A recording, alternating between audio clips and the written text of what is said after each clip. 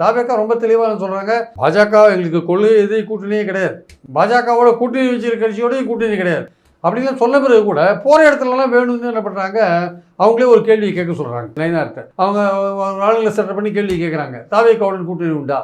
அவர் தான் தெளிவாக சொல்லிட்டார்ல, பாஜக எங்களுக்கு கொள்கை எதிரி கூட்டணி கிடையாது, பாஜக கூட்டணி கிடையாது, பாஜகவோட கூட்டணி வச்சிருக்கவங்க கூட கூட்டணி கிடையாதுன்னு சொல்லியாச்சு. அப்புறம் திருப்பி அதையே கேட்டிருந்தா. ஸோ அதனால் அதிமுக என்னாச்சு, தாவேக்கா கதவை முன்னோடனே அவங்க காத்திறங்கி போன பலூன் மாதிரி ஆகிட்டாங்க.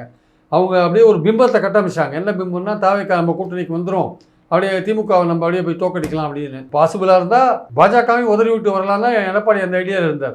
கடைசியில் தாவேக்கா கதவு முன்னோடனே இப்போ பாஜகவோட நெருக்கமாக மறுபடியும் இருக்க வேண்டிய கட்டாயத்துக்கு அவர் தள்ளப்பட்டிருக்கார். அது நேற்று போய் உடனே பிரதமர் வரவேற்றாருக்கு, கடிதம்லாம் கொடுத்தாரு. எல்லாம் பாஜகவுடன் நன்றியுடையவனாக இருப்பேன் பாஜகவுக்கு, ஏன்னா அவங்க தான் எங்கள் ஆட்சியை காப்பாற்றினாங்கலாம் சொல்லியிருக்காரு. இனிமேல் அவர் என்ன முடிவு எடுப்பார், தேர்தல் நேரத்தில் இதே அணி ஸ்ட்ரென்தன் ஆகுமா வலிமையாகுமான்னு தெரியல. அப்போது பாஜக பீகார் வெற்றிக்கு அப்புறம் என்ன நினைக்கிறாங்க, இந்த கூட்டணியை பலப்படுத்துகிறோம் அப்படின்னு நினைக்கிறாங்க. அப்போ எடப்பாடிக்கு ப்ரெஷர் கொடுக்குறாங்க.